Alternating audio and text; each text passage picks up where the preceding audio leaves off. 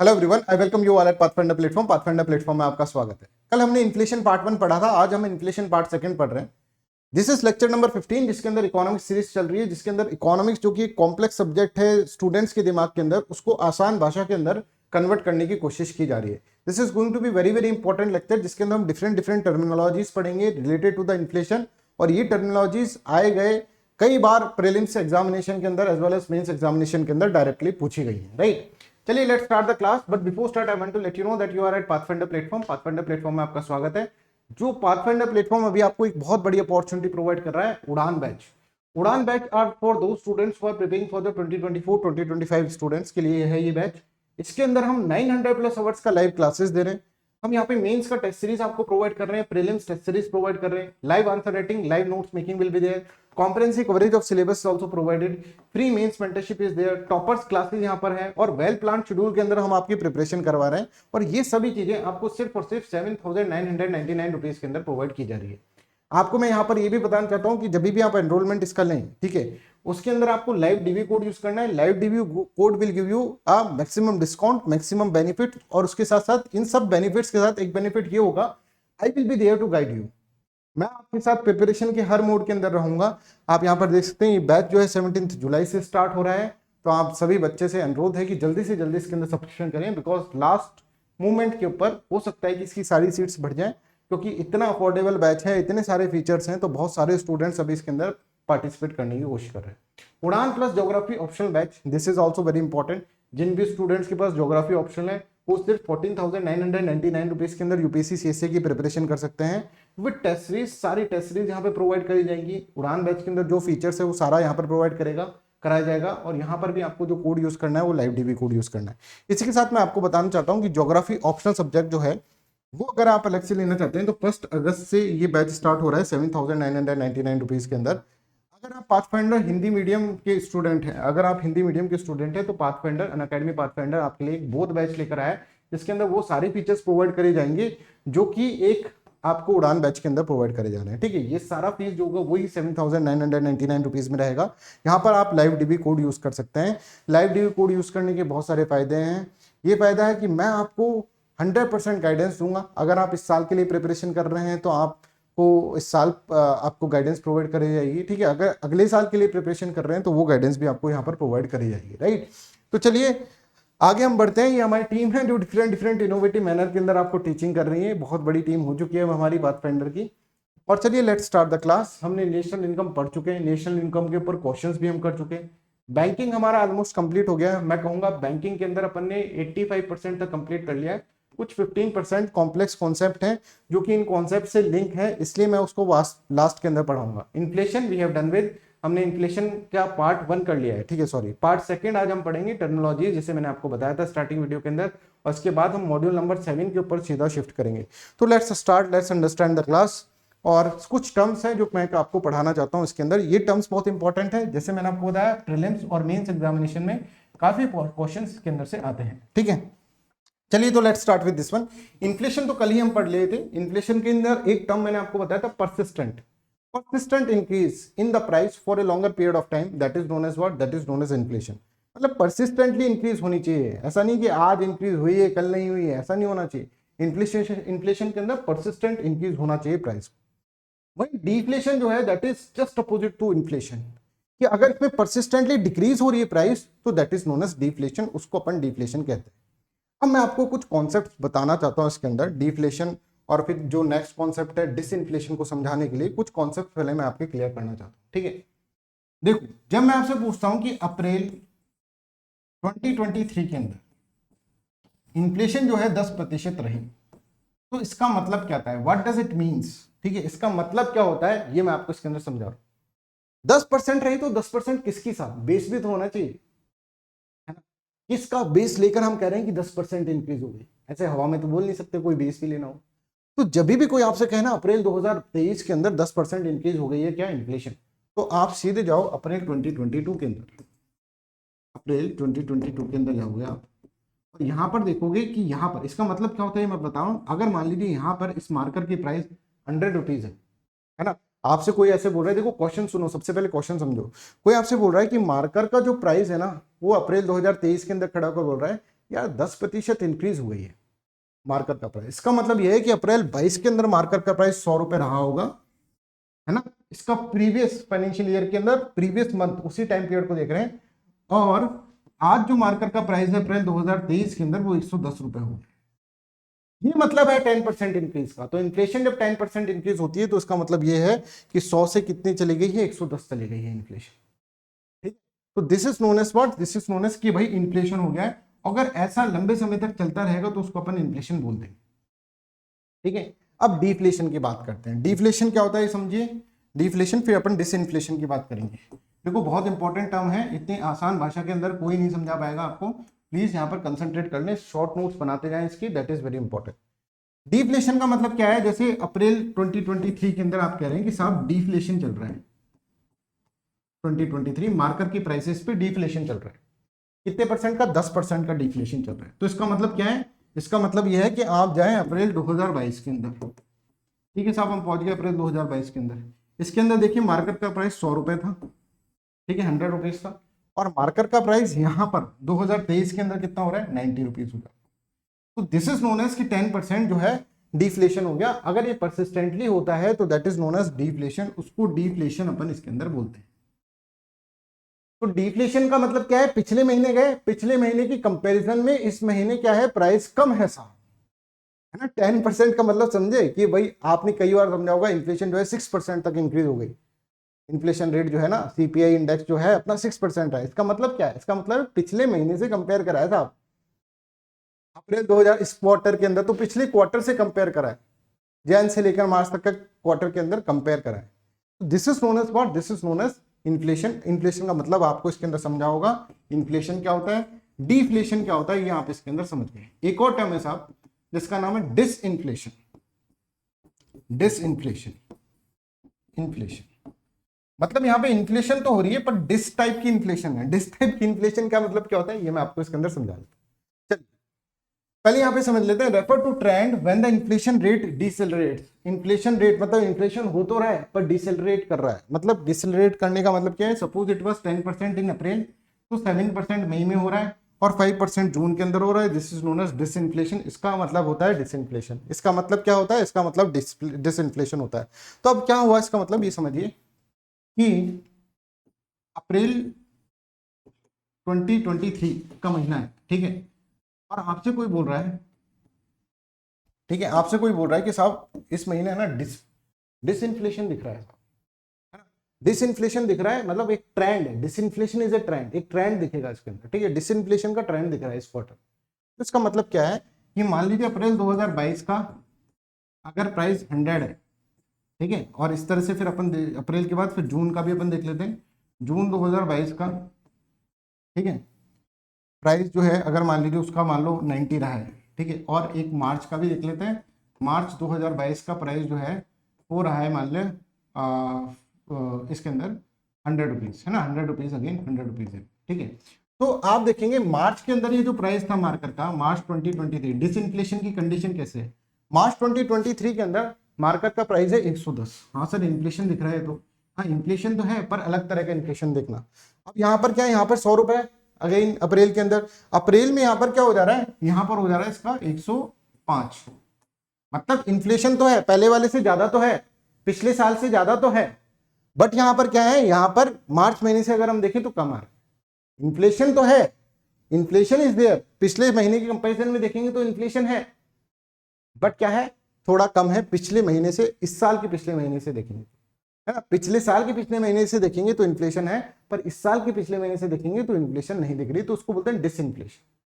इसी तरह से अगर हम देखें अप्रैल के बाद, अगर हम देखें जो जून के अंदर है, जून के अंदर अगेन इसका प्राइस जो होता है वो कितना हो जाता है, इसका प्राइस अगर अपन देखेंगे तो इसका प्राइस 90 था यहाँ पर, या फिर 100 ही ले लो तो इजी रहेगा। अगर मान लो इसका प्राइस 100 है यहाँ पर, तो यहाँ पर प्राइस हो जाता है 104। तो यहाँ पर अगर हम देखेंगे तो यहाँ पे 10% इन्फ्लेशन थी, यहाँ पे 5% इन्फ्लेशन थी, यहाँ पे 4% इन्फ्लेशन हो गया। तो ये जो ट्रेंड बना, this is known as disinflation, this is known as what, this is known as disinflation. D inflation में कभी भी इससे ज्यादा नहीं होगा, डी इन्फ्लेशन में, समझ में आ रहा है, डिसइन्फ्लेशन में हमेशा इससे ज्यादा रहेगा, हमेशा इससे ज्यादा रहेगा, प्रीवियस वाले ईयर से ज्यादा रहेगा, पर ये जो ट्रेंड है वो डिक्रीजिंग ट्रेंड में चलता रहेगा, this is known as disinflation. तो डी इन्फ्लेशन और डिसइन्फ्लेशन में अंतर क्या है, ये सबको समझ में आ गया? Anybody has any kind of any doubt, please let me know. ठीक है, ये आपको इसके अंदर समझ में आ गया। अब आगे हम चलते हैं। देखिए, एक होता है स्टैगफ्लेशन। स्टैगफ्लेशन एक बहुत खतरनाक सिचुएशन है इकोनॉमी के अंदर। ऐसी सिचुएशन भाई किसी की नहीं आए, है ना, किसी भी दुश्मन देश के भी ऐसी सिचुएशन ना आए। क्या है स्टैगफ्लेशन के अंदर, ये आप थोड़ा समझिए। Stagflation is direct from the two words stagnation, एक तो स्टैग्नेशन हो गया, इकोनॉमी के अंदर स्टैग्नेशन चल रहा है, plus inflation. Oh my god sir, inflation. अब देखो, मैंने आपको ये बताया है कि कभी भी अगर इकोनॉमी के अंदर कभी भी आप ध्यान सुनिएगा, इन्फ्लेशन ज़्यादा हो जाती है, इन्फ्लेशन ज़्यादा हो जाती है, तो क्या करते हैं हम इसके अंदर से किसी तरह से पैसे निकालने की कोशिश करते हैं जिससे डिमांड डिक्रीज हो जाए, है ना। पैसे निकालने की कोशिश करेंगे जिससे डिमांड डिक्रीज हो जाए। और कभी भी डिफ्लेशन की सिचुएशन आ जाती है, डिफ्लेशन की। डिफ्लेशन मतलब कि इकोनॉमी के अंदर कुछ हो नहीं रहा, लोगों के पास पैसे नहीं है खरीदने के लिए, इंडस्ट्री के पास पैसा नहीं है बनाने के लिए, ठीक है, कुछ भी चीज़ नहीं है, तो गवर्नमेंट उधर पैसा डालती है फिर जिससे डिमांड बने। तो यहाँ पर पैसा सप्लाई किया जाता है जिससे कि डिमांड बने, और फिर क्या होता है, फिर पूरा पूरा चक्का चलता है इकोनॉमी का। जैसे पैसा आता है लोगों के पास तो बिजनेसमैन क्या करेगा, बिजनेसमैन अपना इंडस्ट्री बनाएगा, इंडस्ट्री के अंदर लोग आएंगे तो उनका स्टैंडर्ड ऑफ लिविंग बढ़ेगा, वो खरीदेंगे, इंडस्ट्री प्रोडक्शन करेगी, डिमांड एंड सप्लाई का चक्कर चल जाएगा, ठीक है, चक्का जो होता है उसका चल जाएगा, राइट। तो यहाँ पर आप समझ रहे हैं, ये जब आपके पास क्या है, जब इकोनॉमी के अंदर स्टैग्नेशन आ रहा होता है तो गवर्नमेंट पैसा देने की कोशिश करती है, और जब इन्फ्लेशन आ रहा होता है तो गवर्नमेंट पैसा निकालने की कोशिश करती है इकोनॉमी से। पर क्या हो कि स्टैग्नेशन और इन्फ्लेशन साथ साथ में आ जाए, भयंकर सिचुएशन है। स्टैग्नेशन और इन्फ्लेशन साथ साथ में आ जाए मतलब क्या है, यहाँ पर ये समझिए कि यहाँ पर काम धाम बिल्कुल ठप है और महंगाई चरम सीमा पे पहुंची हुई है, महंगाई बहुत बढ़ी हुई है, inflation is very very high, inflation जो है बहुत हाई है, और उसके साथ साथ आप देखेंगे स्टैग्नेशन भी बहुत हाई है। स्टैग्नेशन मतलब काम पूरा ठप पड़ा हुआ है। अब स्टैग्नेशन क्यों हाई है, क्योंकि यहाँ पर क्या है, यहाँ पे लोगों के हाथों में पैसे नहीं है। तो गवर्नमेंट क्या करती है, गवर्नमेंट पैसा देने की अगर यहाँ पर कोशिश करेगी कि भाई स्टैग्नेशन से हमको पार पानी है, चलो हम पैसा दे देते हैं, तो इन्फ्लेशन विल इंक्रीज, मार्केट के अंदर बहुत सारा पैसा आ जाएगा, पैसा ही पैसा, तो इन्फ्लेशन इंक्रीज हो जाएगी। और गवर्नमेंट अगर पैसा लगाने की कोशिश करती है और इन्फ्लेशन इंक्रीज हो गई, चलो पैसा निकालते हैं, तो स्टैग्नेशन बढ़ जाएगा, समझ में आ रहा है, तो स्टैग्नेशन बढ़ जाएगा। तो गवर्नमेंट की ऐसी स्थिति हो जाती है, करे तो करे क्या भैया, पैसा निकालते हैं तो स्टैग्नेशन कहता है मैं बढ़ूंगा, है ना, पैसा निकालते हैं इकोनॉमी से तो वो दिक्कत है, स्टैग्नेशन आ जाएगा पूरा, और पैसा डालते हैं तो इन्फ्लेशन बोलेगा मैं बढ़ूंगा। तो गवर्नमेंट सोचती है क्या करें, तो गवर्नमेंट यहाँ पे हिट एंड ट्रायल वाले मेथड लगाती है। गवर्नमेंट कहती है भैया ये देखो ये है इकोनॉमी, इसके अंदर पहला एक पैसा डालो, ठीक है, एक पैसा डालो और रिएक्शन देखो मार्केट का कैसा हो, ठीक हुआ है तो ही दूसरा पैसा डालो, नहीं हुआ तो वापस निकाल लो, फिर डालो वापस निकालो, ऐसे हिट एंड ट्रायल मेथड करती है तब जाकर। तो यहाँ पे इकोनॉमिस्ट पॉलिसी मेकर जो होते हैं ना, उनकी बहुत हालत खराब हो जाती है, वो कहते हैं कि भैया जिंदगी से उठा लो इससे बढ़िया तुम, right. I hope this is clear to everyone, यहाँ तक आप सबको क्लियर है, राइट। तो स्टैग्फ्लेशन की situation, it is situation in which high inflation exist along with the stagnation, stagnation के साथ साथ हाई इन्फ्लेशन है। It is generally raised dilemma in the minds of the economic policy maker because actions designed to lower the inflation will decrease the employment and the growth also or will increase the inflation stagnation। तो अगर आप inflation को लो करेंगे, ठीक है, inflation को कम कर रहे हैं आप, तो उससे स्टैग्नेशन बढ़ रहा है, स्टैग्नेशन इंक्रीज हो रहा है, यह आपको इसके अंदर समझना होगा, ठीक है। I hope this is clear to everyone. Stagflation क्या होता है ये मैंने आपको इसके अंदर समझा दिया, राइट। अब एक होता है इन्फ्लेशनरी गैप और एक होता है डिफ्लेशनरी गैप। इन्फ्लेशनरी गैप और डिफ्लेशनरी गैप क्या होता है ये अपन सब समझते हैं। इन्फ्लेशनरी गैप का मतलब है it is situation in which aggregate demand is more than overall productive capacity of the country. Inflationary gap का मतलब क्या है कि डिमांड आपकी ज्यादा है, डिमांड बढ़ी हुई है बहुत ज्यादा, कि हमको चाहिए भैया 100 क्लोथ्स चाहिए, हमको 100 शर्ट्स चाहिए मान लो ऐसा, और तुम्हारी कंट्री की प्रोडक्टिव कैपेसिटी बहुत लो है। कंट्री बोल रहा है कि भाई हम तो ज्यादा से ज्यादा तुम्हें ना 50 शर्ट बनाकर दे सकते हैं, मतलब इतनी ही मशीनें तुम्हारे पास, 50 ही शर्ट बन सकती है, इतनी ही मशीनें तुम्हारे पास हैं। तो यहाँ पर ये जो गैप है ना 100 और 50 का, that is known as inflationary gap. इससे इन्फ्लेशन बढ़ेगी ना, डिमांड ज्यादा है, शर्ट तुम प्रोड्यूस ही नहीं कर रहे हो, तो this gap is known as inflationary gap. इसको अपन इन्फ्लेशनरी गैप कहते हैं। समझ में आ गया बच्चों कि तुमको चाहिए थी, पूरी कंट्री को चाहिए थी 100 शर्ट्स, 100 लोग बैठे हैं कि सबको शर्ट चाहिए, हम सबको शर्ट चाहिए, ऐसे लेकर बैठे, ठीक है, और तुम्हारी कंट्री जो प्रोड्यूस कर पा रही है वो सिर्फ और सिर्फ 50 शर्ट ही प्रोड्यूस कर पा रही है। ओ माय गॉड। तो यहाँ पे देखो 100 माइनस 50, दैट इज व्हाट, 50 जो होगा that is what, that is the, जो ये 50 होगा that is known as what, that is known as your inflationary gap. ठीक है, तो inflationary gap it is situation in which aggregate demand is more, aggregate demand ज्यादा है then overall productive capacity of the country, country की productive capacity नहीं हिसाब। ठीक है, that is known as what, that is known as inflationary gap. अभी बताएं सबको ये क्लियर है? Is this clear with everyone? है ना। दूसरा है डिफ्लेशनरी गैप। डिफ्लेशनरी गैप का मतलब क्या है? It is situation in which aggregate supply is greater than the aggregate demand. Supply जो है वो डिमांड से ज्यादा है, एग्रीगेट सप्लाई जो है वो ज्यादा हो गई है और डिमांड कम है। मतलब अब यहाँ पे उल्टा हो गया साहब। क्या हो गया कि तुम्हें चाहिए थी 100 शर्ट्स, ठीक है, डिमांड तुम्हारी थी 100 शर्ट्स की, अपनी कंट्री ने पूरा प्रोडक्शन जो है कंट्री का वो 200 हो गया। लो भैया, अब क्या होगा? 200 शर्ट पड़ी है तुम्हारे पास, डिमांड तो 100 की है, तो बताओ प्राइस इंक्रीज होगा कि डिक्रीज होगा shirt? Obviously price will decrease, that's why deflationary gap, इसलिए उसको डिफ्लेशनरी गैप। तो आप तो याद रखो, जहां प्राइस इंक्रीज होगा वहां पे इन्फ्लेशन होगा। इन्फ्लेशनरी गैप मतलब प्राइस इंक्रीज हो रहा है, मतलब प्रोडक्शन तो कम हो रहा होगा और डिमांड ज्यादा होगी। ठीक है ना, सप्लाई और डिमांड के अंदर डिमांड ज्यादा है। और डिफ्लेशनरी गैप मतलब प्राइस डिक्रीज होगा। प्राइस डिक्रीज कब होगा ये बताओ? इस मार्कर का प्राइस कब डिक्रीज होगा?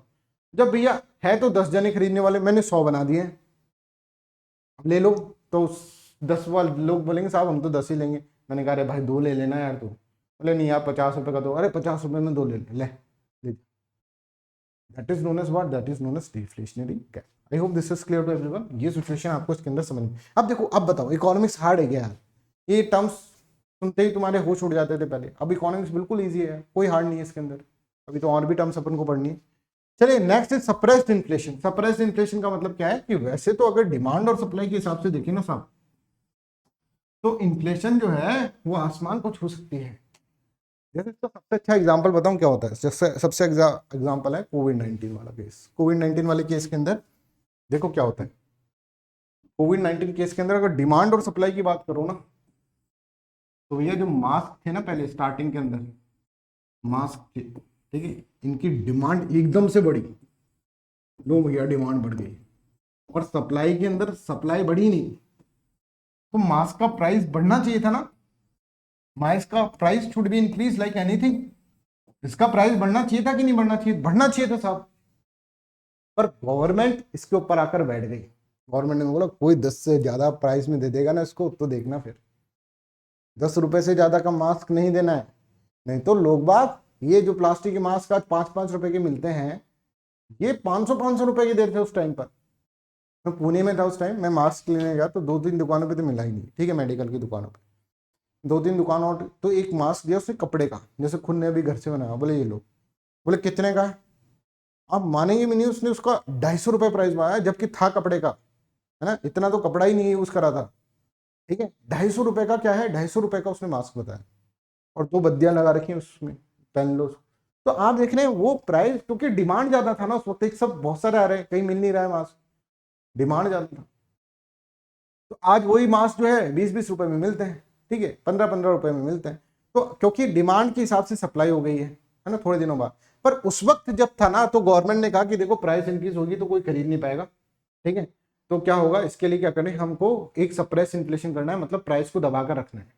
प्राइस को दबाकर रखना है, इसका मतलब क्या होता है? इसका मतलब ये समझो, it is situation in which the government prevents price level rise through direct price control mechanism like ceiling of the price, regulation of price etcetera, that is known as suppress inflation. उसको अपन suppress inflation बोलते हैं, ठीक है।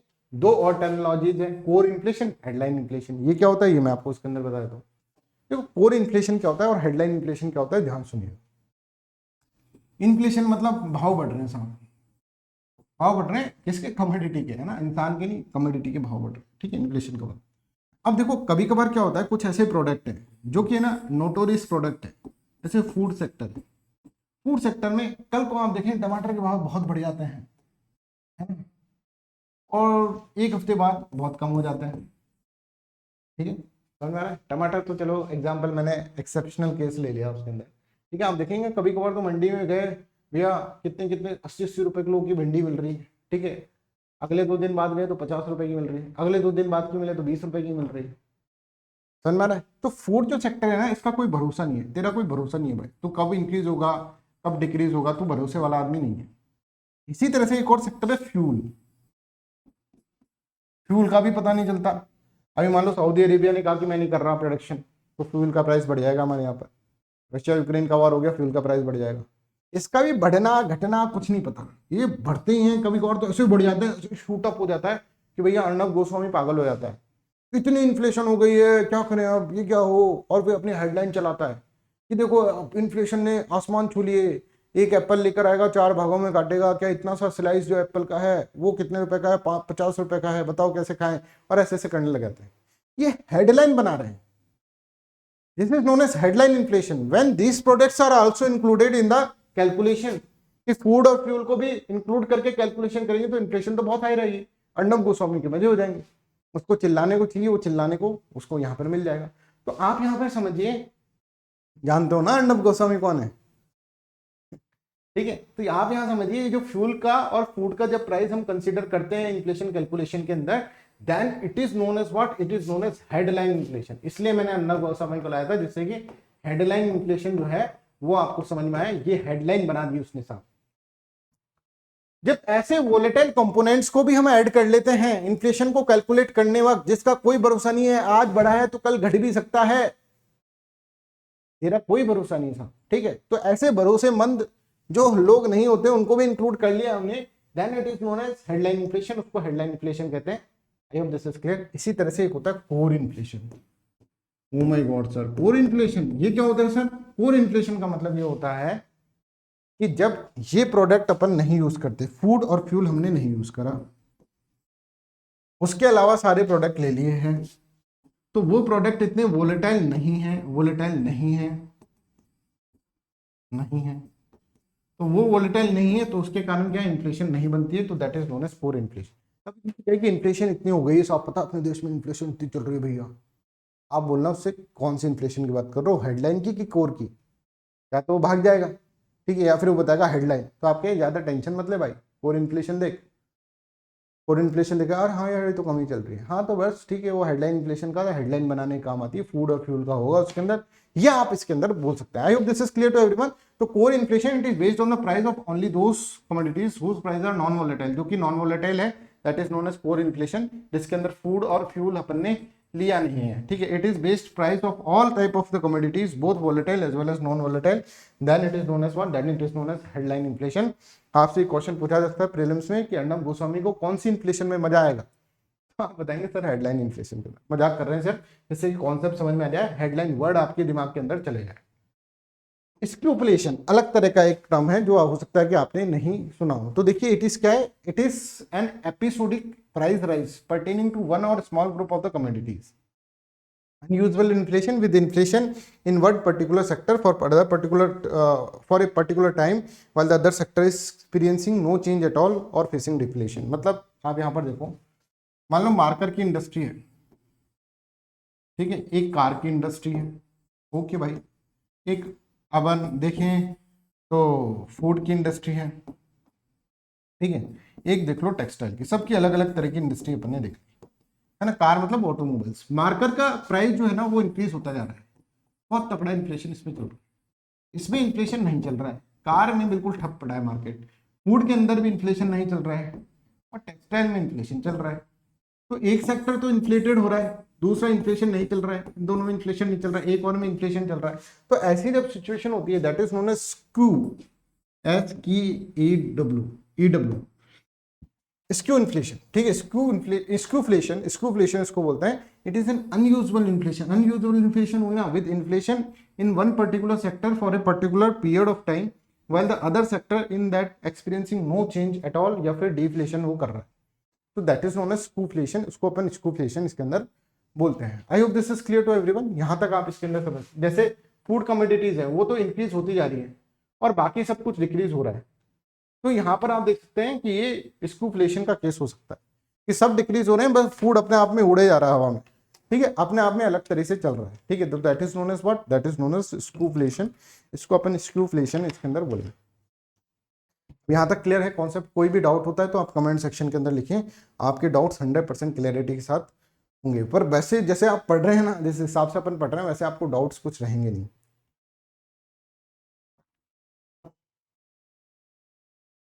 आपको एक चीज पता चला कि this is a recorded class, ये रिकॉर्डेड क्लास है, समझ में आ रहा है? पर आपको लग रहा होगा लाइव सेशन ही चल रहा है, पर आप जो भी कमेंट्स के अंदर लिखोगे रिकॉर्डेड क्लास के अंदर, उसका मैं जवाब कमेंट के थ्रू या फिर अगले लेक्चर के अंदर दे दूंगा, राइट? चलो, एक होता है ग्रीडफ्लेशन, ये अभी टर्म है, नया टर्म है ग्रीडफ्लेशन। सब क्या होता है ग्रीडफ्लेशन? ग्रीड का मतलब तो समझ तो, हाँ सर, लालच, लालच बुरी बला है, ये हमने सुना था। और फ्लेशन का टर्म का मतलब है इन्फ्लेशन। जब लालच के कारण इन्फ्लेशन होता है दैट इज नोन एज ग्रीडफ्लेशन। अभी ये है ना यूनाइटेड स्टेट्स ऑफ अमेरिका और ये सब लालची कंट्रीज के अंदर बहुत ज्यादा दिख रहा है ग्रीडफ्लेशन। पता है आपको ग्रीडफ्लेशन होता क्या है? समझे, ग्रीडफ्लेशन ये होता है कि ये देखो, ये है मालिक, मालिक, ठीक है।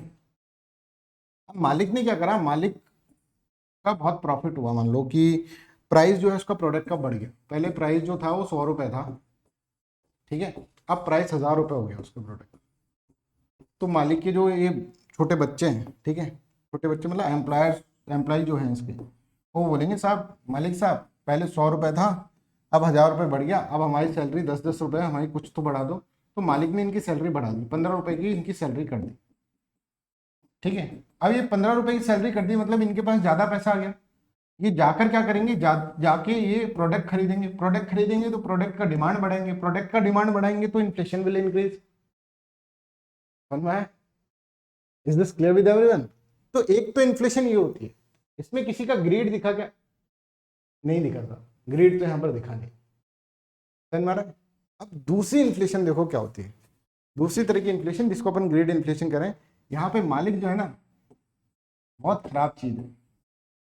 ये कमा रहा है 100 रुपए, पहले 100 रुपए कमा रहा था, अब प्रोडक्ट का 1000 रुपए प्राइस बढ़ गया। क्यों? क्योंकि रॉ मटेरियल बढ़ गई थी, रॉ मटेरियल हो गया था इंक्रीज, और ये सब चीजें महंगाई बढ़ गई थी, इसलिए इसने भी अपना प्राइस बढ़ा दिया। यहाँ पर बैठे ये बोल रहे हैं साहब प्राइस बढ़ गया, हमें भी दे दो, हमारा 10-10 रुपए सैलरी है। मालिक बोल रहा है अगर 10 रुपए में काम करना है तो करो, नहीं तो बाहर में जाओ। मालिक थोड़ा ऐसा है। और मालिक ऐसे बोल रहा है देखो मार्केट के अंदर रॉ मटेरियल का कॉस्ट बढ़ गया, इसलिए मैंने प्राइस बढ़ा दिया है।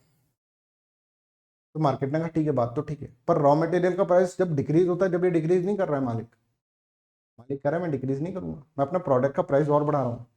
बोले नहीं नहीं, ये तो 1000 रुपए की जगह 1200 रुपए हो गया। आपने ये सुना होगा, कहीं भी आप गए होंगे, जैसे मैं कोविड-19 के बाद तुम खरीदारी करने जाओ तो आप कहेंगे कि अरे भाई साहब, ये शर्ट तो मैं 100 रुपए की लेके गया था पिछले साल ही आपसे, आज आप मेरे को 250 रुपए की दे रहे हो ये शर्ट।